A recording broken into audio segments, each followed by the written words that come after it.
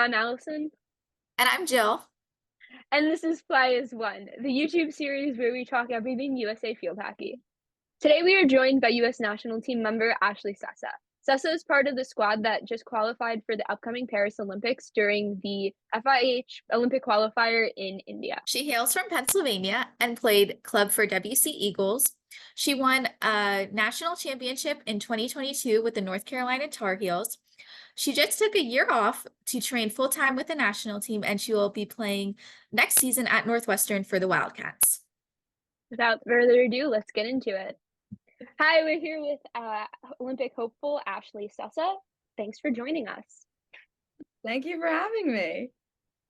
Okay, so how are things going? I know you were just at NITs signing a bunch of autographs. How was that? And I'm guessing you're in PA?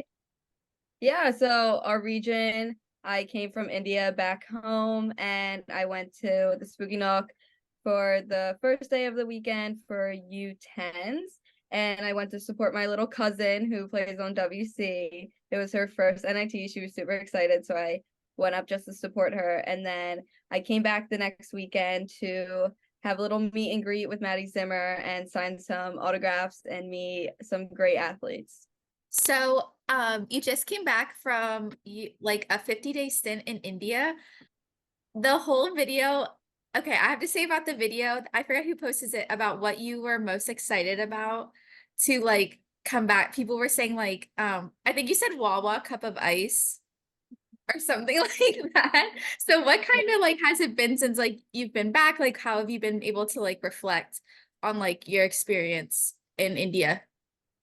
Yeah, so it was definitely culturally different, but I love going to different places and seeing how everyone else lives because it's so different than what I've experienced here. And just we were there for so long, so adapting to their culture. And it came with its challenges. We couldn't drink the tap water, so that led to a couple people on that video said showering with your mouth open. We had to make sure when we showered to not get it in our face or wash our face and brush our teeth with bottled water.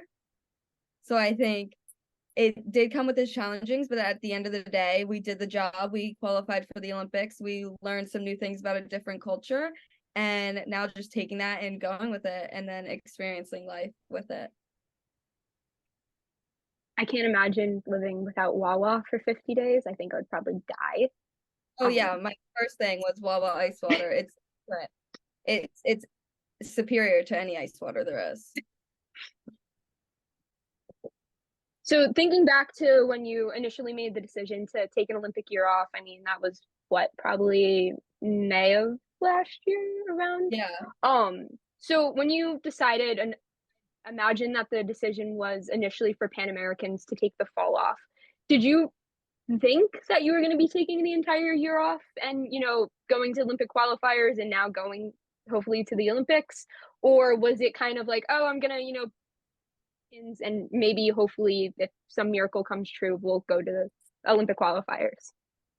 Yeah, so the original plan was just for Pan Ams, and then we would have that discussion about Olympic qualifiers, down the line. And I had a talk with David, our head coach, and just talking about how much school I would have missed. Then that's when the conversation opened up about, will I take the whole year off or do online classes?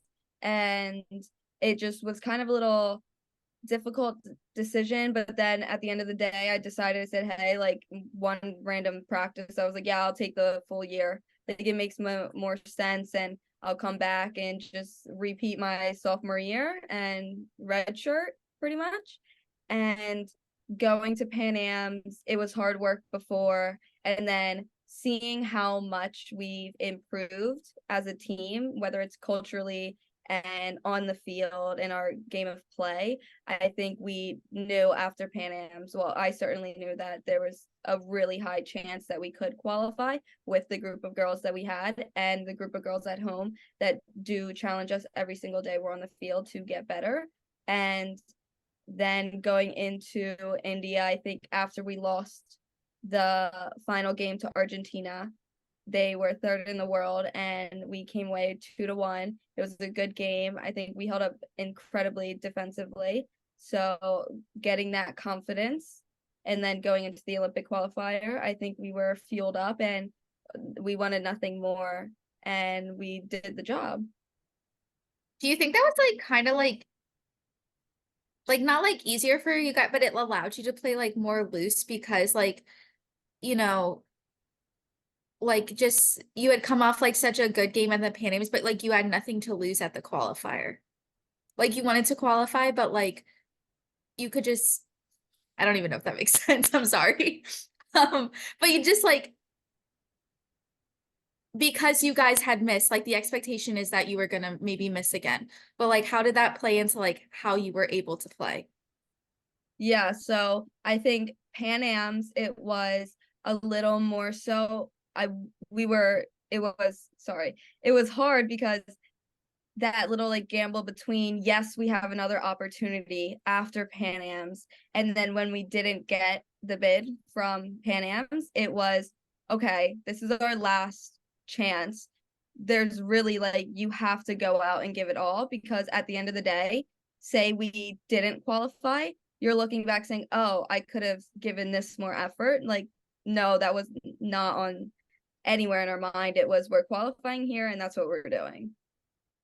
How does like so when you go to the qualifier and your first game is against the host India and like the environment there is just it just looks like insane, like it's just so much different from like what like of how field hockey is like viewed in our country. Like how does that play into like your first game and then you come away with like a 1-0 victory? Yeah, so against India, that was the game I was looking forward to most because we're in a big stadium. We're in India where it's their second biggest sport. And I love playing in such like a noisy environment. I don't know. I feel like I tune in so much more to that game. And my focus is just on the game, nothing else. Like the fans and everything, they bring such a different environment. And I feel like I thrive and our team definitely thrives the most in that situation.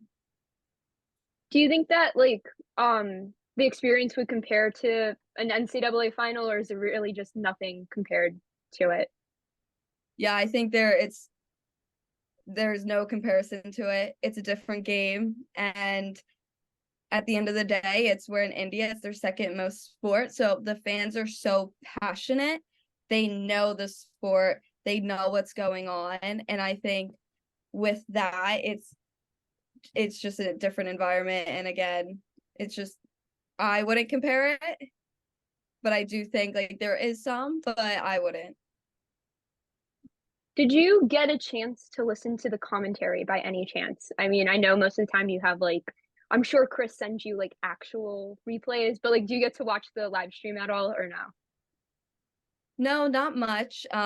We have our things online that we go back and watch film, but it's from Chris who does our camera and Will who came down, but I don't hear any of the commentary. The commentator, I Pitch Session, which is a field hockey podcast. They talk about college field hockey primarily. Best described it as you want someone you want to marry someone who looks at you the way that commentator looked at field hockey. He was obsessed with it. He was also obsessed with you. He was also obsessed with all of USA scouting. The way he talked about it was just the most insane way to commentate like field hockey. I don't know how to describe it, but I think if you have the chance to listen to it, I would. He just loved it, and it honestly kind of brought a fun light to the games, Yeah. especially since they were like streaming on CBS with people like who may not really know field hockey as much. Like I think he just brought a lot to it, but like the amount that he would be like, "Look at Sessa and look at that stick to go." It was really funny. Yeah, I love when because people do tell me what they say and just you're talking or seeing things online and it's people are so educated on field hockey and there's such a passion to it. And I think I love seeing that. How does that like kind of differ like when you like go through like say like Europe or India and like you see this like passion like compared to say like maybe back home here? Like how does that like kind of really differ, and like, does it affect your guys's game in any way? I wouldn't say it affects our game. I will say going into Europe, the game is so much bigger there. And same with India and Australia, New Zealand. It again so much bigger. They have a better knowledge of it. But then when we go into the States, we have games such as football or basketball, baseball. That's the US's primary sport. And right now our mission is to grow the game, not just in the East Coast where it is most popular, but in other places. I know Texas is doing a great job there, but in the West Coast, like Midwest, I think that's our primary focus, and getting it into cities and yeah, just growing it that way. Hopefully to give people knowledge about the sport and grow it to get more people involved. So a lot of like people that you played with like coming up through like the USA like pipeline, or you like played with them growing up, like you're gonna play with Maddie Zimmer at Northwestern. Like, what does it mean to achieve that goal of qualifying for the Olympics with like this group of people? Yeah, so I think this group of people is a very special group. I think a couple people on the team were there when they didn't qualify for the last Olympics, and they know how hard that was. And their main mission was to build our culture and invite, because we are a new group of girls. We're a very young team. I'm pretty sure our average age is about 22, 23. So given that, it's you have a close age range, but still like it differs. Like some of our girls are in college and some of them are married, right? We're in different stages of life, but when we get on that field, we say we fly as one. Like we're one person, one team. We're not one person, sorry, one team.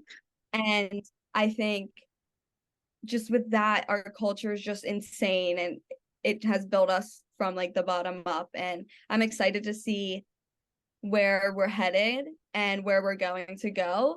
And going back to your point, where playing with teammates for such a long time, me and Maddie have played going against each other. Me and Beth Yeager have played about 7 years in club, something like that.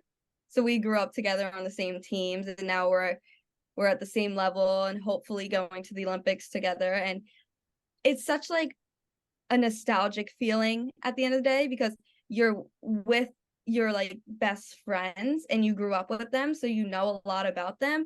But going on tour with one another, you get to learn so much about them as a person and about their personal life more than you would at club, because club is primarily just field hockey and then you go home. But since you're with them almost every single day and almost all hours of the day, except when you're sleeping, or who knows if you're roommates, you learn so much more about them as a person. And it's so special, and something like I know I'm going to look back on in about 10, 20 years and like smile at it. Kind of going off of that, I know your mom had mentioned a couple of times that is it Javi? Yeah. Is that how you say it? Yeah. Javi's coached you since, I think she said that he taught you how to tie your shoes. I don't know if you can confirm that story. But qualified with him as your coach for USA. How like that having known him for so long? Yeah, so I don't know about the shoe tying. I might have asked to tie my shoes a couple of times because you're 7 years old with these two massive indoor gloves on. But I don't have too much memory, only on pictures because I was so young, but I do have memory of I remember he came back when I was U14 and we were playing in Holland, and I think he was in Belgium. So he came and watched our games in Holland, and he came with us to the airport, and I did tear up a little bit when he was leaving. But I think I've known him for so long and I see him here and there, but him being with us full time, it's again such a like special feeling. And you know him, he knows me, he knows what pushes my buttons and when to back off, but then he knows at the end of the day when he needs to push me. And that relationship we have, he doesn't like cater anything towards it. He uses that to push me even harder, and I really appreciate that from him. Can you just talk a little bit about from the game against Japan, like the feelings, emotions, like when Abby Tamer scores that game-winning goal and like kind of like what you were feeling when the game was over? Yeah, so when she scored that goal, it was, well, first we were down.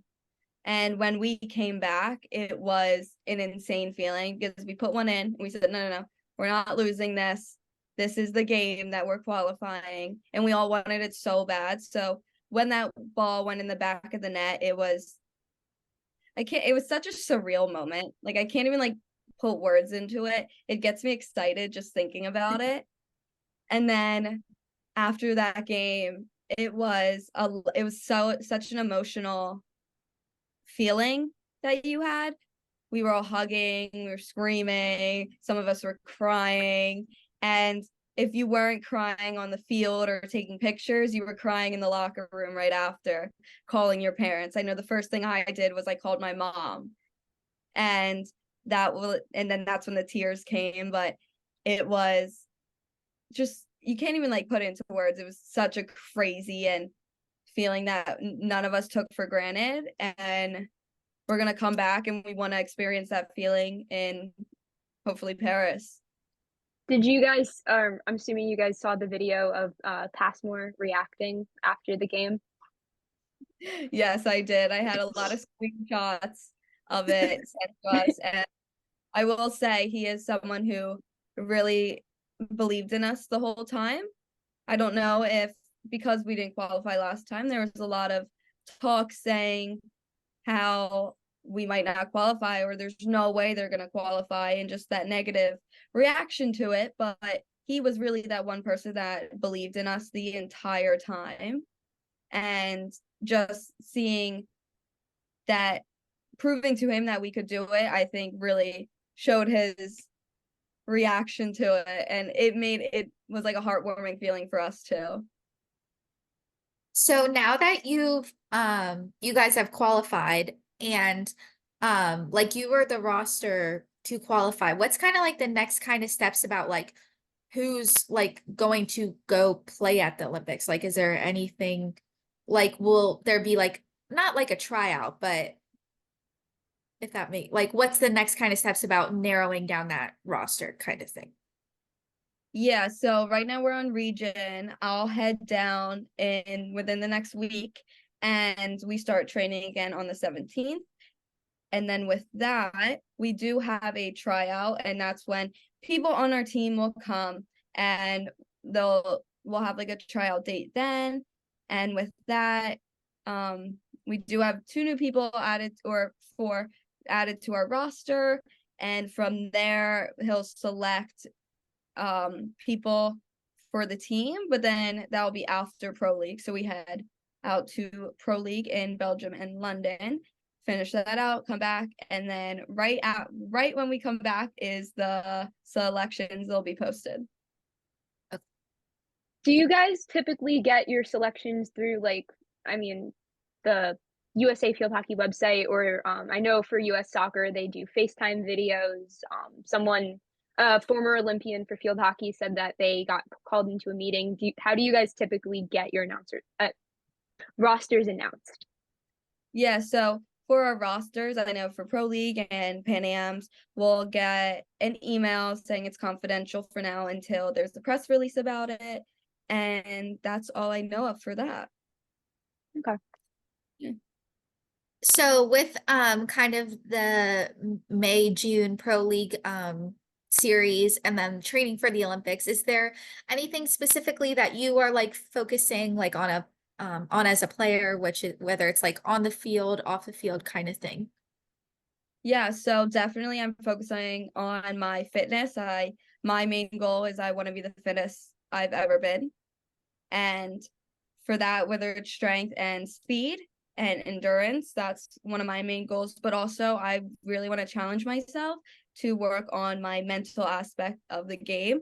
And that's not like, I guess, like going back to it with that, I want to utilize my skill and use different skill in better situations, whether it's if the defender's facing this way, what's the best skill for that? And then use that to hopefully work on getting in the goal, getting more outcomes. And then I also want to work on my goal scoring in the 7 yards. So quick 1-2s with the ball and putting it back in the net, and then hopefully getting corners out of it. So yeah, I have 3 things to work on. With the team being so young, do you have someone like one of the older girls or someone your same age that you kind of look up to when looking at improving on your skills?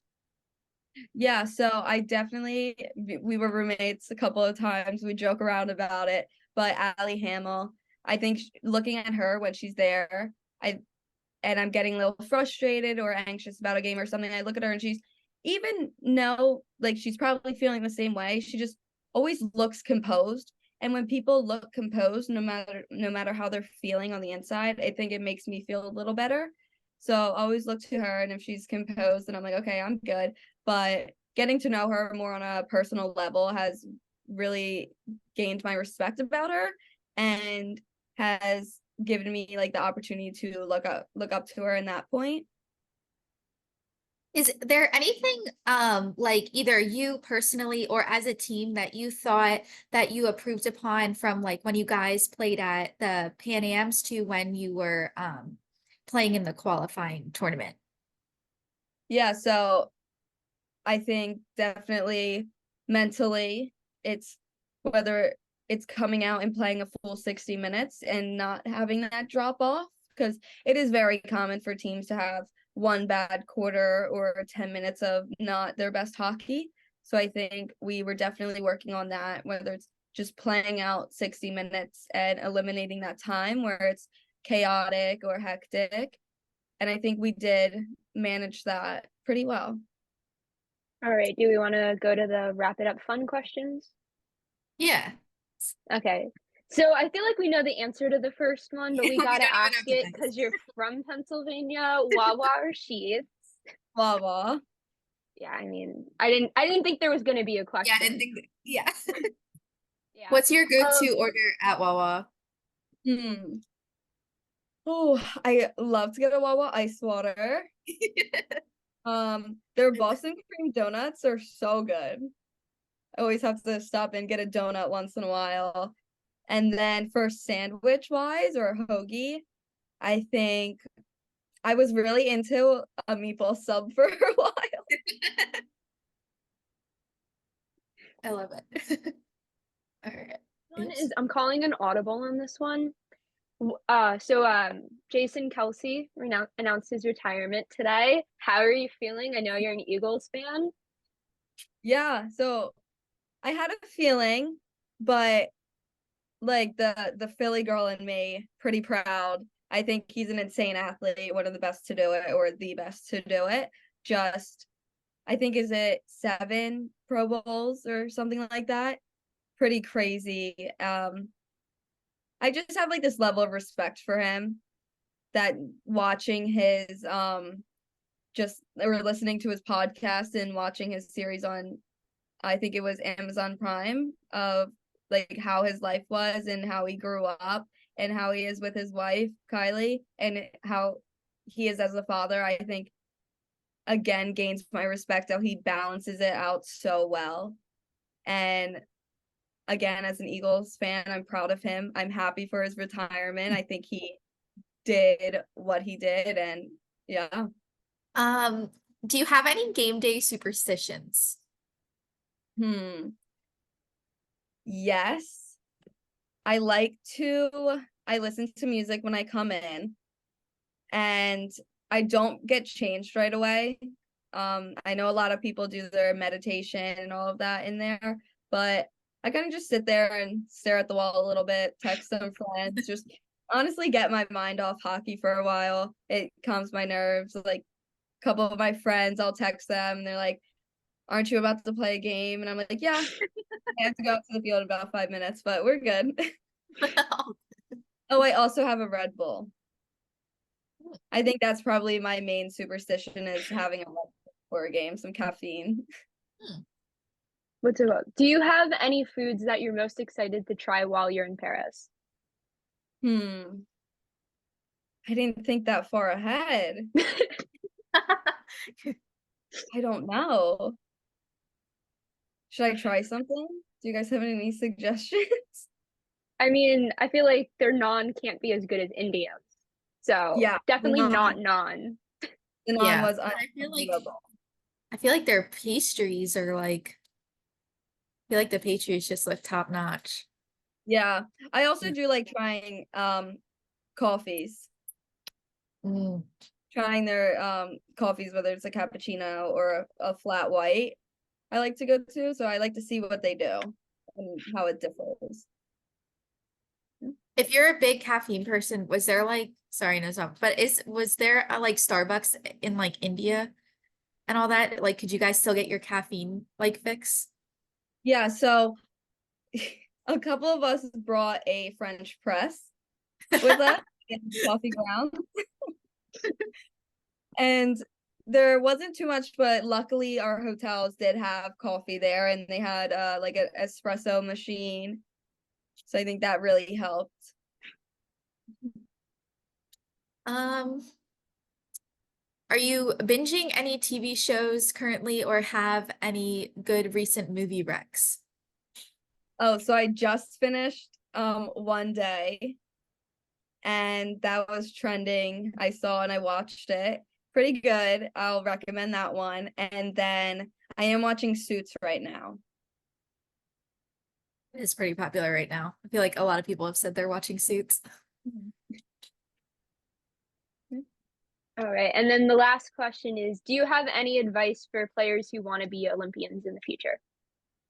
Yeah, so I think just doing something little like about field hockey every day, or it doesn't have to be every day, maybe every other day or a couple times a week, but getting out there, and you can do it in your basement, you can do it in your living room or your room, and 100 pulls or some yardstick pulls, doing something so like simple, just so you get those skills and get the basics. I like to say making the basics perfect, whether it's a pull or a pull lift or even just maybe a sweep or something, getting those good to then excel in the game so you can rely on those at the end of the day. Because what do we do most in games? It's passing, right? Getting our passes accurate. So passing in a pull right, that's the most common skill.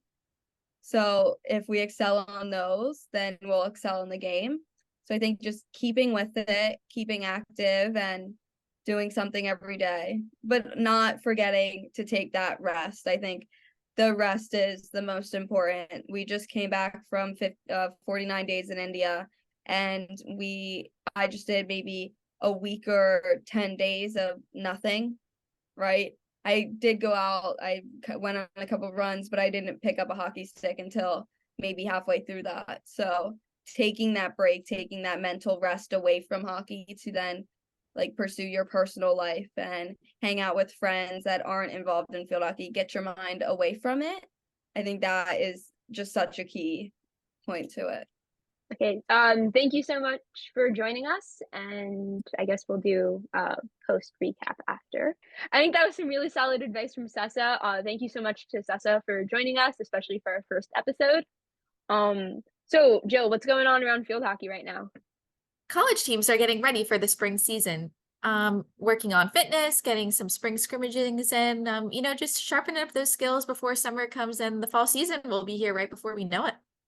I think the spring season was probably one of my favorite parts of college field hockey. I didn't play, but I think the big play days were always so much fun. You get to see a lot of teams with a lot of different levels of talent, and it's just really fun. A lot of local games happening. If you're in New Jersey, we got Princeton Rutgers coming up pretty soon. I believe it's happening the beginning of April. I will have a link to the master doc of the spring schedule, either down below or it's always in my link tree on Instagram. NITs finished up last weekend with the U16s. We had some really impressive games. I mean, WC Eagles Diamonds did beat a team 34-0, which Wow. was kind of insane. I think their other pool scores were 18-0 and either 12 or 10-0. So definitely some domination from WC Eagles. And then Yeah. they also had, I think it was a U14 team playing at the U16 tournament, and they also like won almost every single one of their games. They were insane. The That's some guys, solid two-way domination though. Like to have a big score and then to get the shutout too. Dang. I think that they're obviously WC is always the team to kind of talk about. They're doing really good. Another team that I really enjoyed watching because I got the chance to go to U14 NITs is Electric Surge. I think their team name is Fire, but they were U12s, and these kids looked so tiny, but they were so good. So it's really nice to see, the growth of field hockey, that like the little kids are so impressive, especially when, we're in an Olympic year and 2028, we get an automatic bid because we're the host country. They're happening in Los Angeles. So, these kids are what, 10? Might be Yeah. might be a little too soon. They'll be like what, 14 for the next Yeah, Olympics? maybe not 28, but maybe a 28, but couple I more mean, Olympics. teens maybe. And definitely the U19s will be in contention for the next Olympics. So I'm sure we'll get to see a lot of these players playing at the next level. Obviously at college, but then also there. I mean, not much is happening on the pro league front. We just finished India series, which I can't imagine spending 50 days in country. No, not at all. Sessa talked pretty positively about it, but I feel like 50 days away from home is a long time. Um, Yeah. so our next But they series got Belgium. is Belgium, which I know that series is a lot shorter. It's like end of May, early June.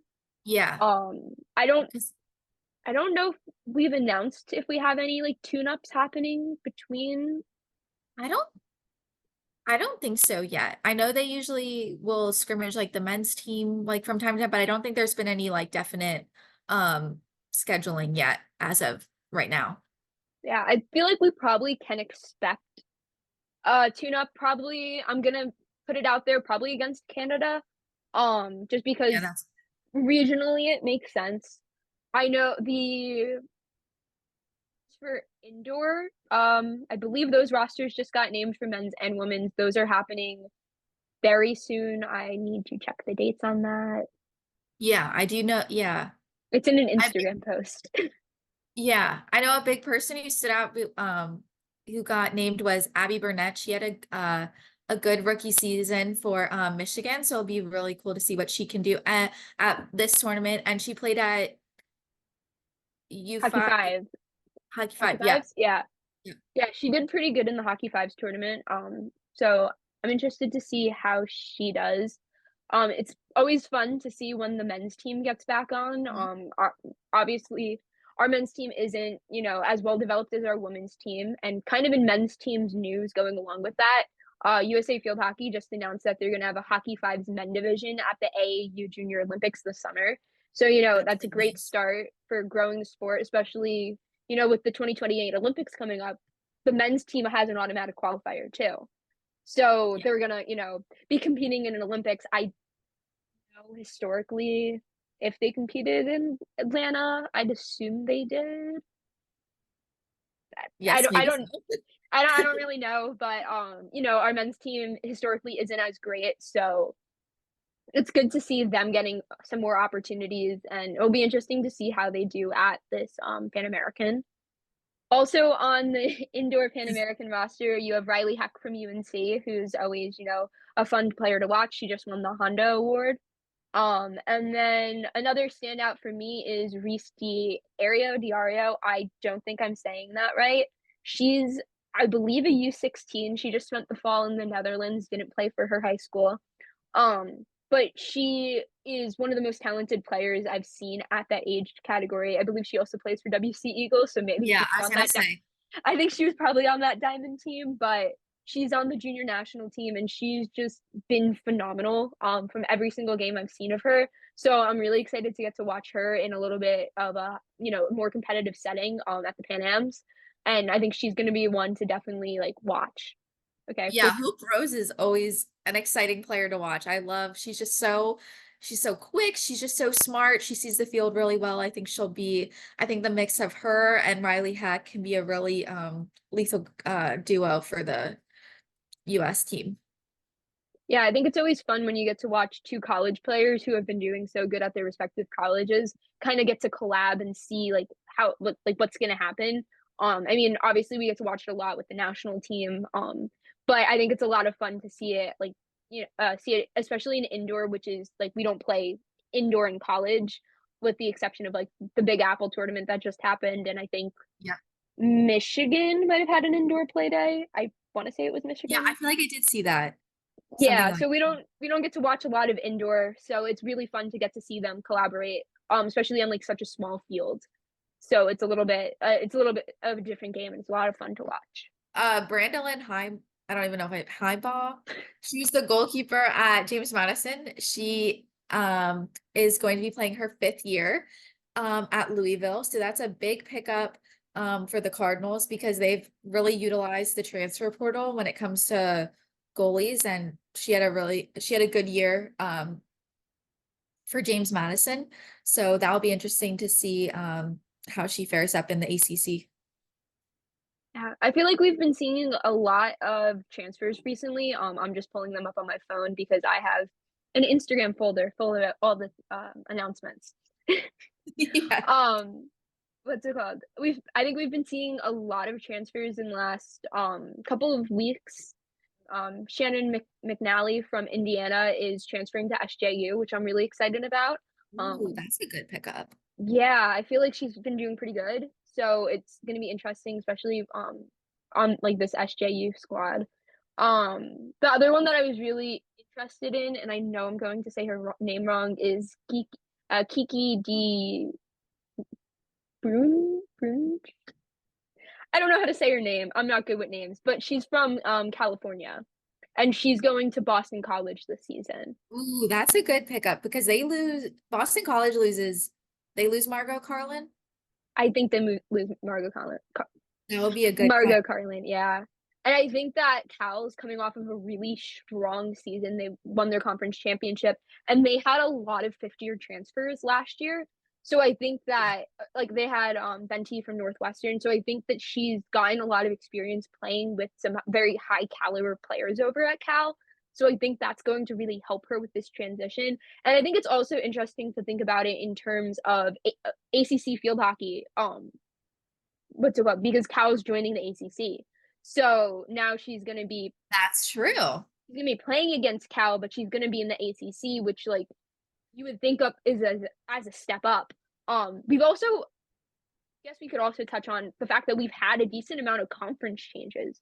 We Yeah. have Stanford and Cal joining the ACC, which is going to be really interesting to watch. I had made a comment about this maybe back in September before it was like during preseason maybe about how I thought that Cal was going to have a little bit of a harder time than Stanford would, but honestly, I don't think Cal is going to have as hard of a time as I thought they would. They had a tremendous season, and I think they really picked things up leading into this ACC season. I mean, obviously the ACC is going to be hard for any team stepping in for the first time. It's hard for ACC teams. You have UNC right there. But I think that like going to be very competitive, and I think it's going to be an interesting toss up. And then like logistics wise, and then UMass just joined the MAC, which that's not until very it doesn't interesting. start 25 season. So I believe they do have one more year left in Okay. the Atlantic 10. That's But a very I think interesting move. yeah, I think that this one's really interesting because in the MAC you have I mean you have Ball State, you have That's Miami, Ohio, who's Miami, usually Ohio, who they have they have the good goalkeeper. yeah, Isabel, they have Claudia, and then they have oh, I'm blanking on her first name. Her last name is Pina Martez. Oh, Paula. Paula, yeah. Yeah. The, She's like yeah. players are all phenomenal. I believe all of them are seniors. So they're all going to be gone when this transition happens. Yeah. And then you have who has Addie Clark in goal, who was doing really good last season. And then Ohio University, who had Caitlin Whittle, but Caitlin Whittle also was a grad student this year, so she'll be gone.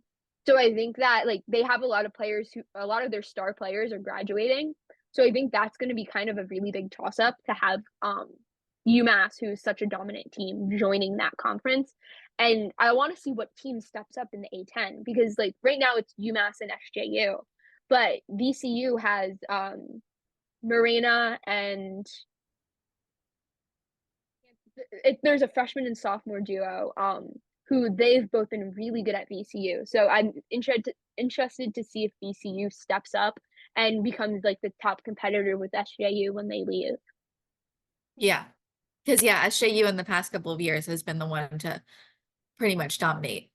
So that's it for us. Once again, thank you to Ashley Sessa for joining us. I hope you enjoyed her interview, and that's kind of what's happening around field hockey right now. We're excited to have another guest on next week who we will be announcing probably on the Instagram to let you guys maybe ask some questions so we can have some fan submissions. But thanks so much for joining us, and we hope you have a great day. Bye. Yeah.